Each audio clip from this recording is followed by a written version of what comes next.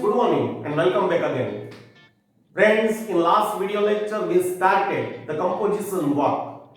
We first learned about emails. I explained you how to write an email, how many kinds of emails are there in English.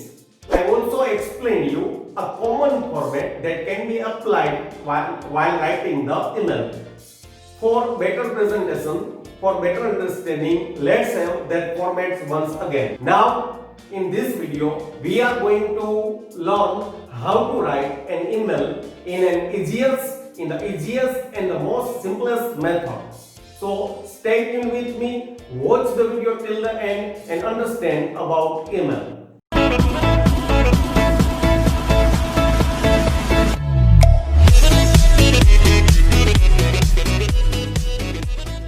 Okay friends, let's start learning email writing. Friends, you know that there are two types of emails, formal and informal. Formal means emails to government offices, government departments and institutions, means official email writing. And informal emails are written to family, friends and relatives. So we start learning email writing with informal emails. આપણે આજે informal email કે જે 10 અને 12 બંને ધોરણમાં પૂછાય છે તેનાથી ઈમેલ રાઇટિંગ શીખશું. એમ એક સબ્જેક્ટ લખ્યો છે Vijay writes an email to his friend Madhav on map4743@yahoo.com telling him his plan to take up a temporary job during vacation to help his family, to support his family. So we have to write an email on this topic. આના ઉપર આપણે લખશું. Email લખતી વખતે અમુક બાબતોનું ખાસ ખ્યાલ રાખો. નંબર 1, જે તમને ફોર્મેટ શીખડાવેલું છે એની અંદર જ ઈમેલને ઢાળો. નંબર 2, ઈમેલ લખતી વખતે શબ્દ મર્યાદા છે એને ખાસ જાળવવી.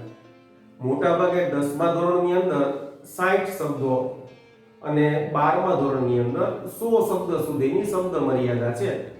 થોડું ઘણું આમથી તેમ થાય તો ધેટ્સ નોટ પ્રોબ્લેમ, પણ વધુ પડતો લાંબો કે અતિશય ટૂંકો ઈમેલ લખાવો જોઈએ નહીં. બીજું કે ઈમેલમાં બિનજરૂરી લંબાણ છે ને ટાળવું, અતિશય મુદ્દાસર લખવાનું હોય. And the third and most important topic that is હંમેશા ઈમેલ અતિશય સાદી, સરળ અને ટૂંકી ભાષામાં લખો. ક્યારેય પણ અઘરા શબ્દો, અઘરી વાક્ય રચનાઓ છે એનો ઉપયોગ ટાળો. Because by this way you can also remove the grammatical mistakes that may be done while writing the email. એનાથી ગ્રામેટિકલ મિસ્ટેક્સ છે એ લખવાનો જે શંકા છે, ભય છે એ દૂર થઈ શકે છે. તો ઈમેલ લખતી વખતે હંમેશા સિમ્પલ ભાષામાં, શોર્ટ ભાષામાં અને ઈઝી ભાષામાં ઈમેલ લખવું. તો આપણે ઈમેલ લખવાની શરૂઆત કરીએ. યાદ રાખજો, ઇન્ફોર્મલ ઈમેલ્સ ધોરણ 10 અને ધોરણ 12 બંને ધોરણમાં પૂછાય છે. ફોર્મેટ પ્રમાણે આપણે ઈમેલ લખીએ તો સૌથી પહેલા આવશે ફ્રોમ. ફ્રોમની અંદર આપણે ઈમેલ કોણ લખે છે, સેન્ડર ઓફ ધ ઈમેલ. હવે આમાં આપણને વિજય એક નામ આપેલું છે તો આપણે એના ઉપરથી એની ઈમેલ આઈડી બનાવી લેવાની. ઈમેલ આઈડી તમને ખબર જ હશે કે ઈમેલ આઈડી હંમેશા સ્મોલ લેટર્સમાં લખાય, કેપિટલ લેટર્સમાં ન હોય. તો આપણે એની એક ઈમેલ આઈડી ક્રિએટ કરીએ, vijay1234@gmail.com. તો આ થઈ ગઈ from email ID of the sender. પછી આવે ટુ, એટલે કે જેને આપણે ઈમેલ લખીએ છીએ. મોટા ભાગે મોસ્ટલી તમને પરીક્ષાની અંદર ઈમેલ આઈડી આપેલી હશે, આપણે એનો જ ઉપયોગ કરશું. અહીંયા આપેલી છે આપણી પાસે map4743@yahoo.com. તો આપણે તે email આઈડીને વાપરશું, map4743@yahoo.com. Now the third topic and that is subject. શેના માટે આપણે ઈમેલ લખીએ છીએ? ખાસ ધ્યાન રાખજો, સબ્જેક્ટ એકદમ ટૂંકો અને અતિશય ચોક્કસ હોવો જોઈએ કે જેના ઉપરથી ઈમેલ લખવાનો હેતુ છે ઓન ધ સ્પોટ ખબર પડે. ટૂંકો લખવાની કોશિશ કરવાનો, એપ્રોપ્રિએટ લખવાનો. અહીંયા જે છે એમાં જોઈએ તો એનો પ્લાન છે ટેક અપ અ ટેમ્પરરી જોબ ડ્યુરિંગ વેકેશન. એવું જરૂર નથી કે સબ્જેક્ટ એક જ હોય, તમે ધારો એ રીતના સબ્જેક્ટ બનાવી શકો, પણ વાત એ છે કે સબ્જેક્ટ ટૂંકો બનાવવાનો, એકદમ એટ્રેક્ટિવ હોવો જોઈએ, એપ્રોપ્રિએટ હોવો જોઈએ. આના ઉપરથી આપણે સબ્જેક્ટ નક્કી કરીએ તો આપણે જો એક સબ્જેક્ટ એવો બને કે my plan in vacation to take up a temporary job to support my family. આવા ઘણા બધા આપણે સબ્જેક્ટમાં લખી શકીએ. આપણે એમાં આપણે જે એક સબ્જેક્ટ પ્લસ પસંદ કરીએ, my plan for the vacation. My plan for the vacation, તો આપણો આ સબ્જેક્ટ નથી થઈ ગયો. યાદ રાખજો, સબ્જેક્ટ છે એકદમ ચોટદાર હોવો જોઈએ. હવે આવે છે સેલ્યુટેશન, મતલબ સંબોધન. તમને આગલા વિડિયો લેક્ચર્સમાં I taught you how to salutate, how to write the salutation, કેવી રીતના લખવું. જોવાનું કોને લખીએ છીએ. મોટા ભાગે ડિયર અથવા તો રિસ્પેક્ટેડ બે સેલ્યુટેશન્સ હોય. આપણે અહીંયા ફ્રેન્ડને લખીએ છીએ એટલે આપણે સેલ્યુટેશન્સ છે એ આપણે ડિયર થી લખશું. ડિયર વિજય લખી શકો, ડિયર ફ્રેન્ડ વિજય લખી શકો, આપણે ડિયર વિજય લખીએ. અહીંયા જરૂર હોય તો એક લાઈન છોડવી કે જેનાથી દેખાવ છે ઈમેલનો બહુ સારો આવે. નિયમ નથી કોઈ.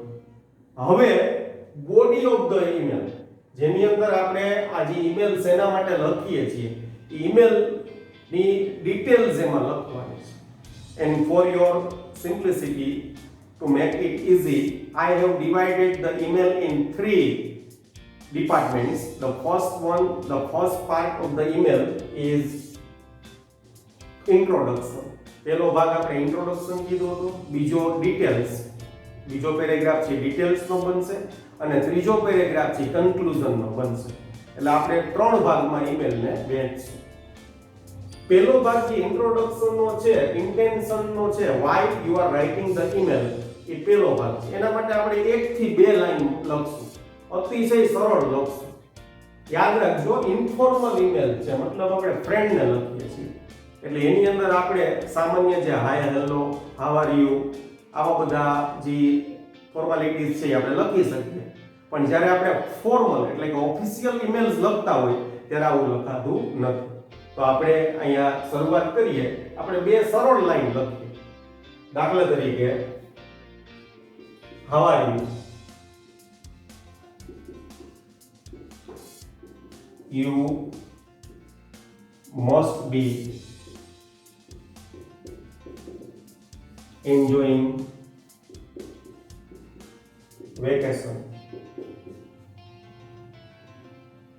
તો આ 2 લાઈન થઈ શરૂઆતનો પહેલો પેરેગ્રાફ.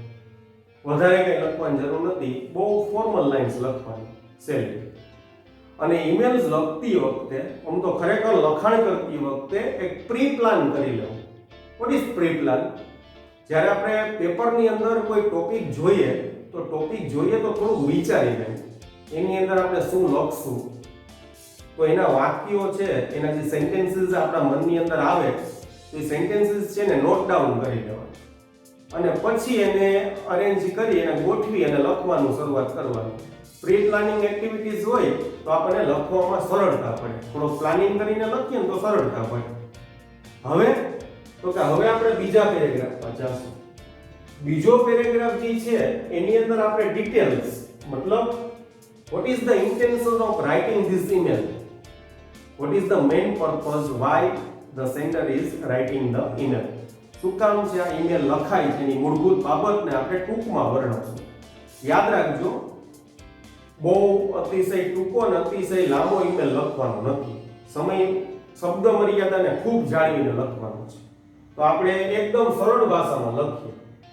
હું એક વખત પાછું રિપીટ કરવા માંગીશ. once I would like to repeat once again, that is to write any composition work, to write any of the composition work, whether it is email, essay, letter, report, whatever it may be, you must have ability, at least ability to form the sentences. And to cultivate this ability, you must have two understanding, that is tenses and active voice and passive voice. And if you have these abilities, you can easily write any of the composition work. So I again advise you, if you find any difficulties in tenses and passive voice, please refer and watch the videos that I have made on tenses and passive voice. Passive voice અને ટેન્સીસનું જ્ઞાન છે જરૂરી છે. At least basic knowledge હોવું જોઈએ આપણી પાસે. વાક્ય બનાવવાનું બેઝિક નોલેજ જરૂરી છે. તમને ટૂંકા વાક્યો ફોર્મ કરતા આવડતા હોય અને થોડીક અન્ડરસ્ટેન્ડિંગ હોય અને પ્રેક્ટિસ વર્ક, તો તમને આસાનીથી લખાણ કરતા આવડશે. અને હા, એક બીજી વાત યાદ રાખજો, writing is a skill that can be developed, but it takes a time. It takes a lot of time. It cannot be understand or cannot be had in just one day. Writing છે એક દિવસમાં ન આવતી જાય. થોડાક દિવસો સુધી તમે લખો, થોડી પ્રેક્ટિસ કરો, તો ઓટોમેટિકલી તમને એમાં ઇમ્પ્રુવમેન્ટ જોવા મળે.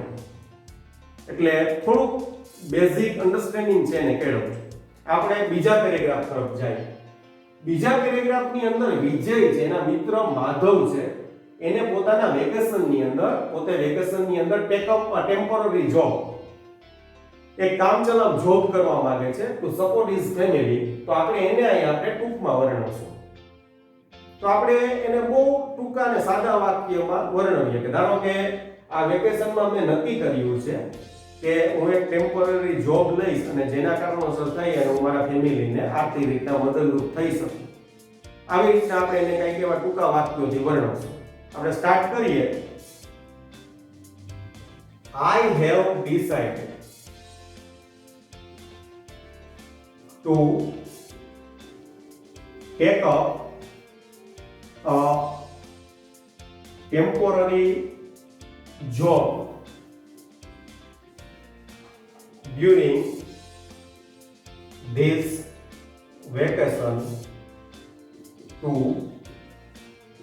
support my family. આ પહેલું વાક્ય બન્યું કે ભાઈ આ વેકેશનમાં મેં મારા ફેમિલીને હેલ્પ કરવા માટે થઈ અને એક જોબ લેવાનું નક્કી કરેલું છે.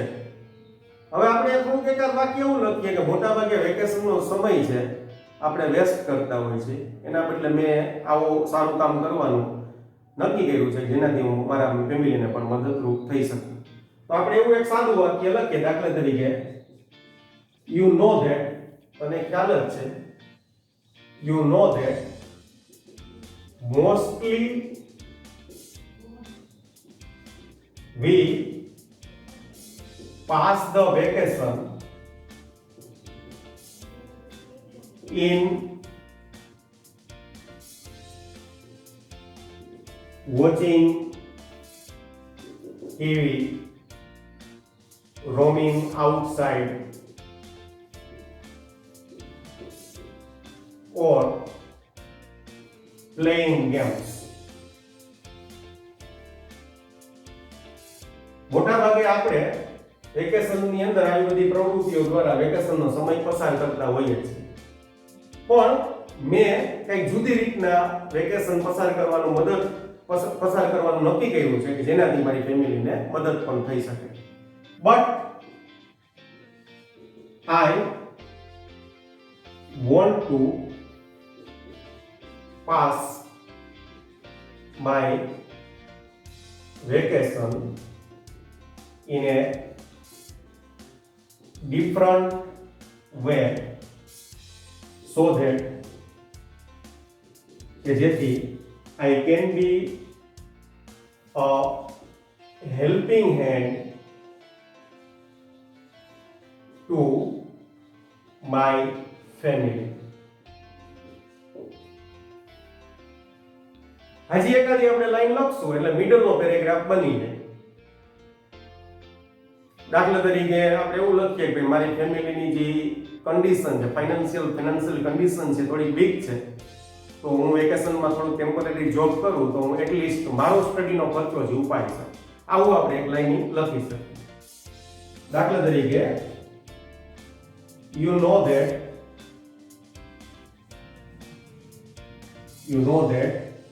the financial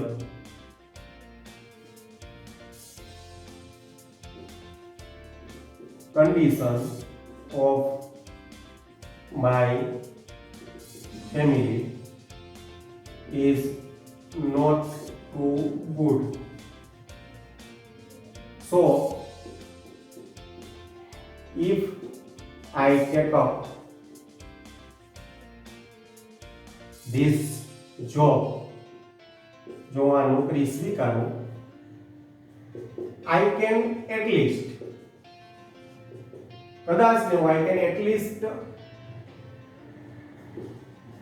take my expenses of my studies.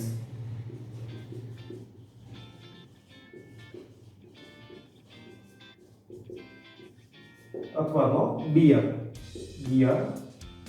my expenses for my studies. તો આ રીતના આપણો મિડલનો પેરેગ્રાફ બની ગયો. હવે આમાં લાંબુ લખવાની જરૂર નથી. હવે આવે છે લાસ્ટ પેરેગ્રાફ, કન્ક્લુઝનમાં 2 લાઈન લખવાની હોય. મોટાભાગે આ ઇન્ફોર્મલ ઈમેલ છે, તો ઇન્ફોર્મલ ઈમેલ્સની અંદર આપણે કન્ક્લુઝનની અંદર મળતો જવાબ લખજે, તારા વિચાર જણાવજે, રિગાર્ડ્સ, ગ્રીટિંગ્સ એવું આપણે છેલ્લા પેરેગ્રાફમાં લખતા હોય છે.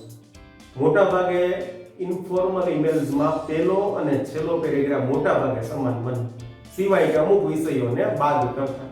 તો આપણે છેલ્લો પેરેગ્રાફ લખીએ.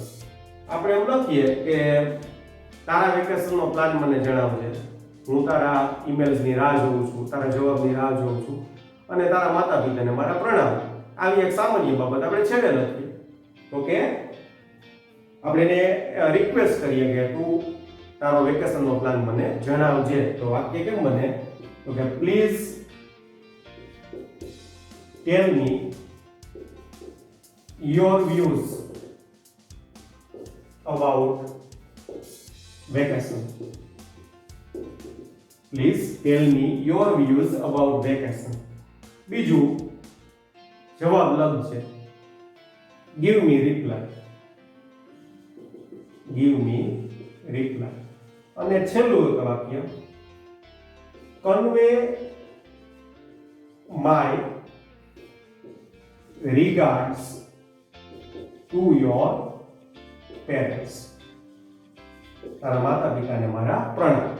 સામાન્ય કોમનલી આ છેલ્લો પેરેગ્રાફ છે ને એ મોટાભાગના ઇન્ફોર્મલ ઈમેલ્સ હોય ને એમાં આવે, ફોર્મલમાં બદલે. ઇન્ફોર્મલમાં મોટાભાગે પહેલો અને આ છેલ્લો પેરેગ્રાફ છે એને આપણે સમાન કોમન હોઈ શકે. ઈમેલ પૂરો કરીએ તો છેલ્લે આપણે કોમ્પ્લિમેન્ટરી ક્લોઝ લખવાનું, સીસી જેને શુભેચ્છા દર્શક, આભાર દર્શક શબ્દો હોય.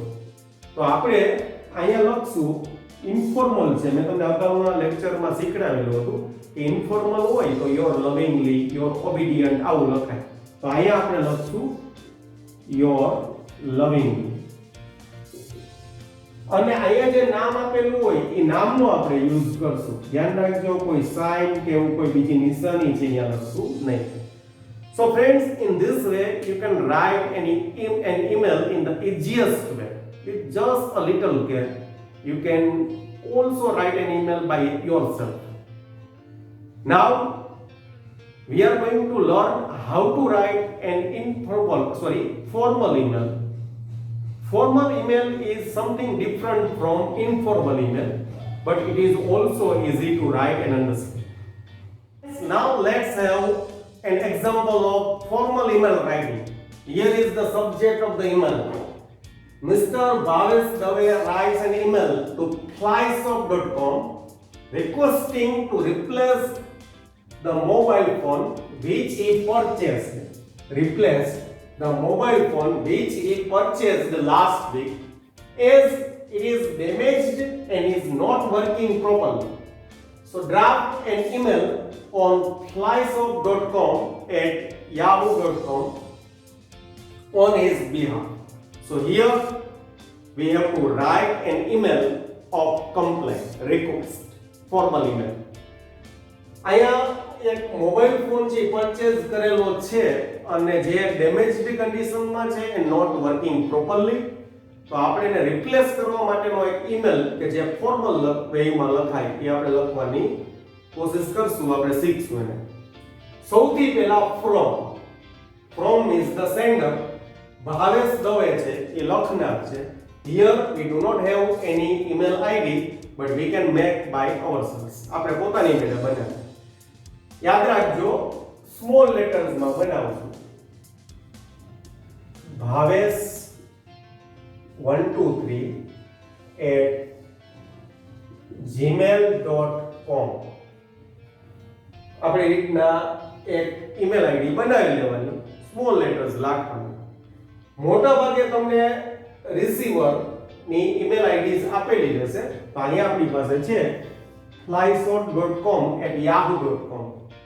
તો આપણે એને અહીંયા ટુમાં લખીએ flyshot.com@yahoo.com. સબ્જેક્ટ, હવે અહીંયા આપણે સબ્જેક્ટ આપણી રીતના નક્કી કરવાનો છે. અગાઉ મેં તમને ભણાવ્યું એ રીતના કે સબ્જેક્ટ છે એકદમ શોર્ટ એન્ડ અટ્રેક્ટિવ હોવો જોઈએ, to the matter, to the fact, એકદમ ટૂંકો હોવો જોઈએ. અહીંયા જે સબ્જેક્ટ છે આપણે શું છે તો કે જે મોબાઈલ આપણે પરચેઝ કર્યો છે ને આપણે રિપ્લેસમેન્ટ કરવા માંગીએ છીએ, તો એના ઉપરથી આપણે સબ્જેક્ટ બનાવીએ. ઘણા બધા સબ્જેક્ટ બની શકીએ, કોઈ યુનિક સબ્જેક્ટ નો. It can be made according to your understanding. તમારા અન્ડરસ્ટેન્ડિંગ મુજબ તમે એને લખી શકો. આપણે એમ લખી શકીએ રિપ્લેસમેન્ટ ઓફ ડેમેજ્ડ મોબાઈલ, અથવા તો mobile received in damaged condition. ઘણું બધું લખી શકીએ. આપણે એક સિલેક્ટ કરીએ, દાખલા તરીકે mobile received in damaged condition. તમે બીજો પણ સબ્જેક્ટ લખી શકો, like replacement of mobile, request to replace the mobile. આવા ઘણા બધા સબ્જેક્ટ છે. You can choose according to your sense understanding. Now the salutation, સંબોધન. યાદ રાખજો, this is a formal email. તો આની અંદર સંબોધન છે રિસ્પેક્ટેડ આવશે. રિસ્પેક્ટેડ સર, રિસ્પેક્ટેડ મેડમ, અથવા તો ઓનલી આપણે એટલું લખી શકીએ સર, મેડમ, પણ એના કરતા રિસ્પેક્ટેડ સર આપણે લખશું. તો અહીંયા આપણે સંબોધનની અંદર respected sir. Now body of the email.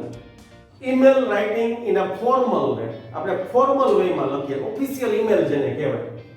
એની ભાષા છે અતિશય શિસ્તબદ્ધ, મુદ્દાસર, ટૂંકી, સચોટ હોવી જોઈએ. મતલબ જે બિઝનેસ હાઉસીસ છે ને આખા દિવસમાં અનેક પ્રકારના ઈમેલ્સ આવતા હોય, તો એ લોકોને ઈમેલ્સ છે વાંચવામાં અતિશય સરળતા પડે એવો ઈમેલ્સ લખાવવો જોઈએ. એટલે ઈમેલ્સની અંદર બિનજરૂરી લંબાણ છે, ખોટી વાતો છે, એવું લખવાનું નહીં. ટૂંકું, સચોટ લખવાનું.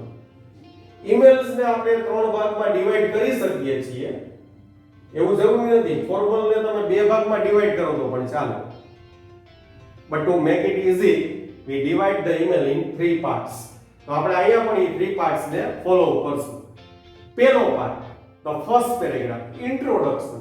તો અહીંયા અંદર આપણે શેના માટે, for which purpose we are writing this email, શેના માટે આપણે ઈમેલ લખીએ છીએ એ વાત આપણે અહીંયા લખશું. હવે આની અંદર કોઈ એવું પરફેક્ટ ફોર્મેટ ન હોય પેલો પેરેગ્રાફનું કે ઈમેલનો પહેલો પેરેગ્રાફ કેમ લખવાનો.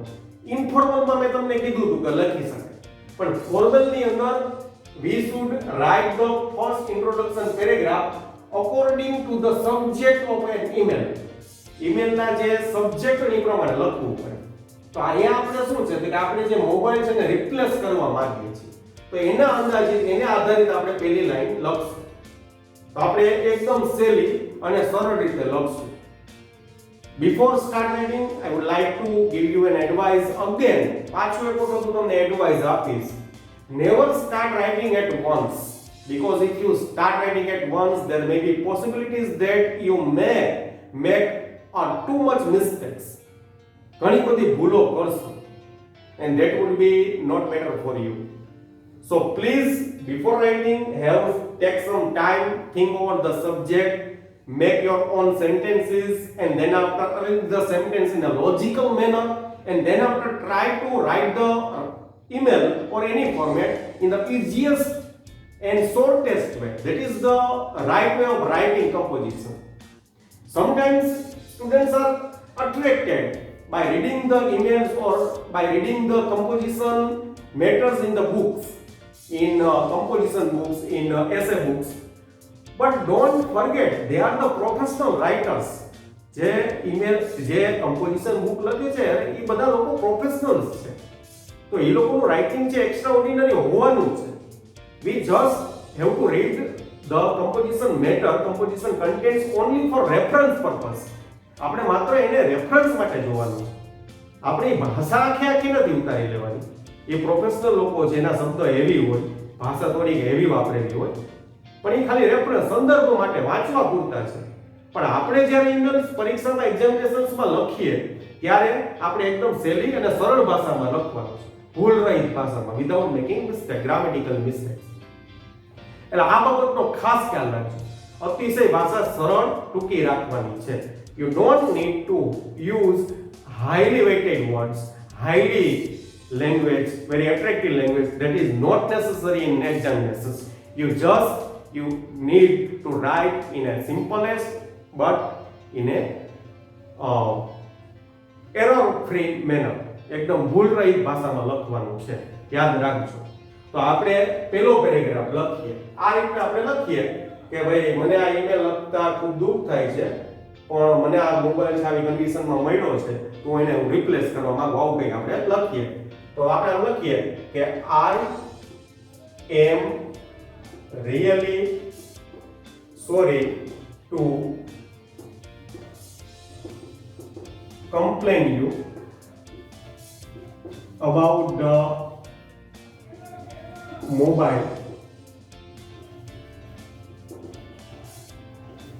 which I received was is in a totally damaged condition.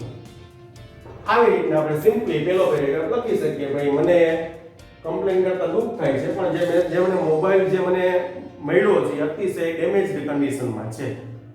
તો આ આપણી થઈ શરૂઆત. હવે આવીએ મેઇન પેરેગ્રાફ ઉપર, મૂળ મુદ્દા ઉપર.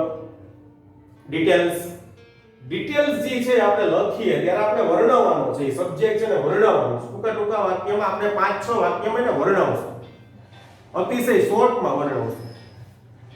તો ટૂંકા વાક્ય, ખાસ કરીને સિમ્પલ ટેન્સીસ, પેસિવ વોઇસનો પ્રયોગ કરીને આપણે એને વર્ણવશું. દાખલા તરીકે ગયા અઠવાડિયે મેં આ મોબાઈલ છે એ તમારા મેગા સેલ્સમાંથી ખરીદેલો હતો, એવું આપણે પહેલા વાક્ય સ્ટાર્ટ કરીએ. તો આપણે લખશું કે આઈ bought the mobile of એકાદી કંપનીનું નામે લખી નાખીએ, of Samsung brand. વધારે સારું લખવું છે મોબાઈલ મોડેલ નંબર લખી નાખીએ, model number A70 from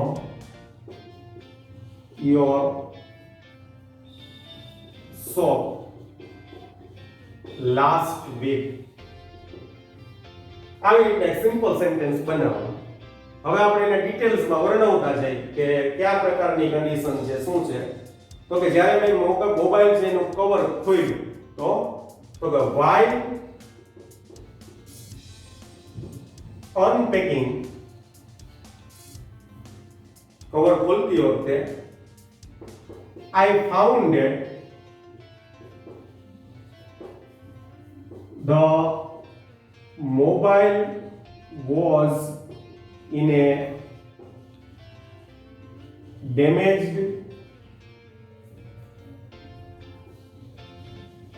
condition.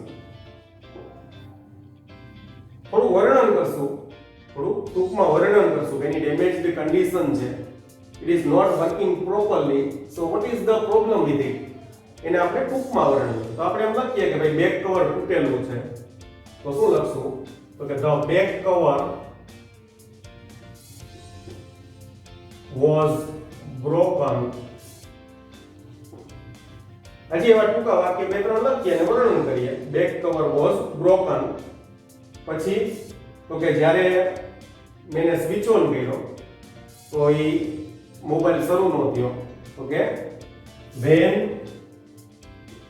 I switched it on, જ્યારે મેં એને શરૂ કર્યો ત્યારે શું થયું?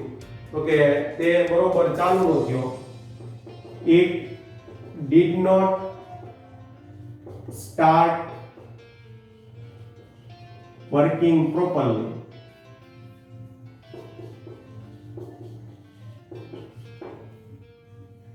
It did not start working properly. હજી એકાદી લાઈન લખીએ. I cannot see the pictures clearly or even read messages properly.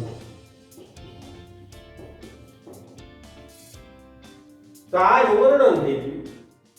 હવે આપણે એવું લખી શકીએ ભાઈ ગેરંટી 1 વર્ષની ગેરંટી છે, તો મને આ મોબાઈલ રિપ્લેસ કરી આપો, એવું લખીને આપણે એને પૂર્ણાવૃત્તિ પર લઈ જઈએ. બહુ લાંબુ એમાં બાબત લખવાની ન હોય, બહુ સચોટ ને ટૂંકું લખવાનું હોય. એટલું લખીએ એટલે જે મેળવનાર છે એને એક્ઝેક્ટલી આઈડિયા આવી જાય કે શું બાબત છે. તો આપણે છેલ્લી લાઈનમાં આવું લખશું કે it has a guarantee period of 1 year, so I want to get it replaced. So I want to get it replaced. એક મહિનાની એક વર્ષની ગેરંટી પીરિયડ છે, તો હું એને પાછો બદલાવવા માંગુ છું. તો આ થઈ ગયો એનો મેઇન પેરેગ્રાફ. હવે આપણે આવશું એના લાસ્ટ પેરેગ્રાફ તરફ. લાસ્ટ પેરેગ્રાફમાં હું આ સાઈડમાં લાસ્ટ પેરેગ્રાફ લખું છું. લાસ્ટ પેરેગ્રાફમાં માત્ર આપણે 2 થી 3 લાઈન જ લખશું, લંબાણ કરવાની જરૂર નથી. તો લાસ્ટ પેરેગ્રાફ છે એમાં આપણે લખશું કે I request you to do some needful in this matter. અને એકાદી રિક્વેસ્ટ કરીએ કે આના માટેની પ્રોસિજર છે મને જણાવો. તો શું લખશું? Please show me the procedure for it. અને હજી એકાદી લાઈન લખવી તો આપણે લખી શકીએ કે હું તમારા તરફથી હકારાત્મક I am waiting for positive reply. આવી રીતના છેલ્લા પેરેગ્રાફની અંદર આપણે કન્ક્લુઝન આપી શકીએ, what we expect from the receiver of the email. મોટા ભાગે જ્યારે રિક્વેસ્ટ કરતા હોય આવી રીતના કોઈ બિઝનેસ હાઉસ ત્યારે આ છેલ્લો પેરેગ્રાફ છે બધામાં સેમ આવી શકે. અને એટલું લખાઈ ગયા પછી આપણે છેલ્લે કમ્પ્લિમેન્ટરી ક્લોઝમાં આભારદર્શક શબ્દમાં મોટા ભાગે yours thankfully અથવા તો yours faithfully, yours obedient આવું લખવાનું હોય. આપણે અહીંયા yours thankfully લખશું અને મિસ્ટર ભાવેશ દવે છે એ નામ છે, મિસ્ટર ભાવેશ દવે. તો આ રીતના આપણે ઈમેલ લખશું. ઇન્ફોર્મલ ઈમેલ હોય કે ફોર્મલ ઈમેલ હોય, બે લખવા સહેલા છે. એનું ફોર્મેટ છે ને યાદ કરી લો. એટલીસ્ટ ટેન્સીસ અને પેસિવ વોઇસ છે એને શીખો, સેન્ટેન્સીસ ક્રિએટ કરતા શીખો, સબ્જેક્ટ છે ને સમજો, અને જ્યારે પરીક્ષામાં તમે સબ્જેક્ટને ફેસ કરો ત્યારે સૌથી પહેલા એની ઉપર થોડુંક think over that subject, make your own sentences and then after start writing. Always remember that while writing, select very simple, short and easy sentence. If you write the composition work in this manner, there may be very less possibilities of errors in the writing. Okay friends, I hope at least you can understand how to write an email. In coming videos, we will talk more about emails. Till then, goodbye and thank you very much for watching this video.